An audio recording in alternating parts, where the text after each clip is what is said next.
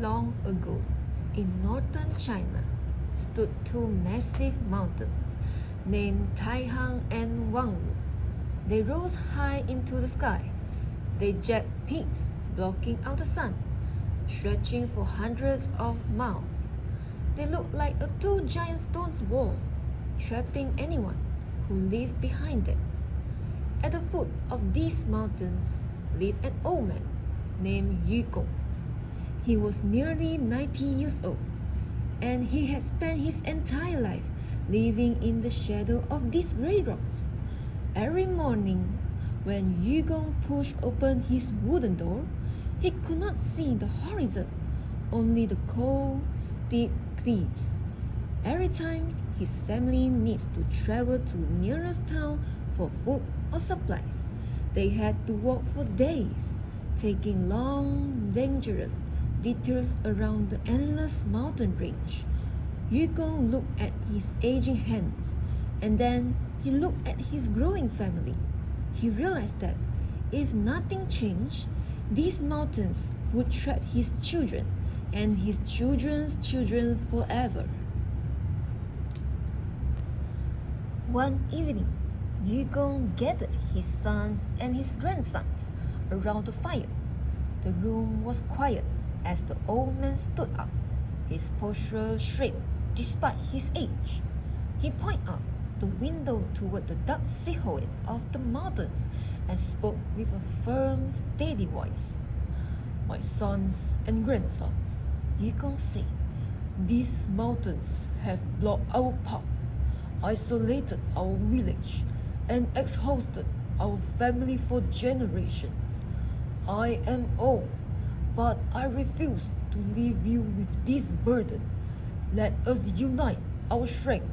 Let us dig out these mountains, break the stones, and clear a straight path to the outside world. What do you say?" The room fell silent for a moment as the weight of the task sank in.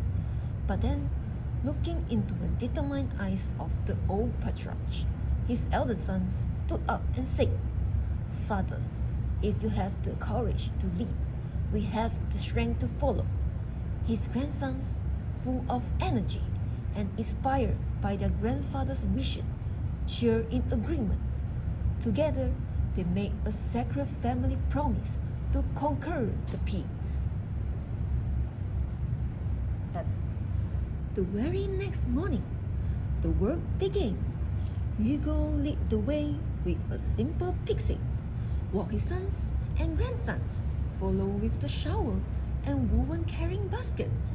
They climbed the rocky slopes, chipping away at the hard granite, scooping up the heavy dirt, and filling their baskets. The work was brutal. Under the blazing summer sun, their muscles ached and sweat drenched their clothes. In the freezing winter, the wind beat at their face, but no one complained. The grandsons carried the heavy basket down the long trail to dump the rocks, working side by side with their fathers. They kept each other motivated, sharing stories and singing songs as they worked. To them, every rock removed was a step closer to freedom. One afternoon, a man named Teoh, known in the area as the wise old man, walked past the mountain. He stopped and watched the family, shaking their heads in amusement. He walked up to Kyung, who was wiping sweat from his brow, and laughed out loud. "Ha ha ha ha ha! What a foolish old man you are!" Teoh mocked. "Look at yourself. You are nearly 90 years old, frail and weak. With one foot already in the grave, you couldn't even destroy a single patch of the grass on this mountain. How can you possibly believe that you and your few boys can move these giant peaks? You are wasting your remaining days." Kyung stopped working. He leaned on his pickaxe, looked at Teoh, and let out a long sigh. His son and grandson gathered around, listening intently. "Teoh, Yugong said, his voice echoing with power. You look at the world with narrow eyes. Yes, I am old, and my time on this earth is short. But when I die, I leave behind my sons. When my sons pass away, they will leave behind my grandsons. My grandsons will have children, and those children will have more children. Our family line will continue, generation after generation, without end.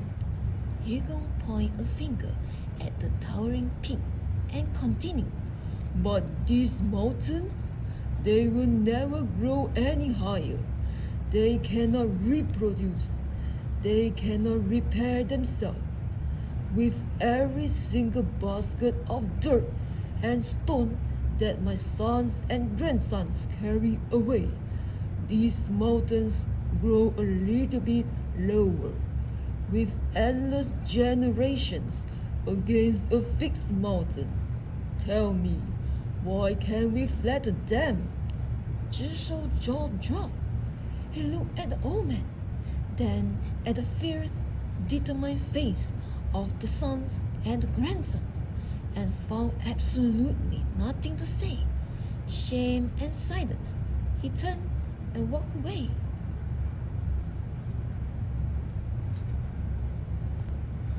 The family returned to their work with even greater passion. Their incredible, uniting, and unbreakable spirit caught the attention of the gods in heaven. The heavenly emperor looked down and was deeply moved by how 3 generations of one family stood together, refusing to back down from an impossible challenge. Moved by their persistence, the emperor ordered 2 powerful giant gods to descend to earth. The giant kneeled down, placed the massive mountains of Taihang and Wangwu onto the broad backs, and carried them far away, one to the east and one to the south. When Yugong, his sons, and his grandsons woke up the next morning, they pushed open their wooden door. The dark, suffocating cliffs were gone. Instead, they were greeted by a wide, beautiful, open plain stretching out as far as the eye could see. Because they stood together, their path was finally free.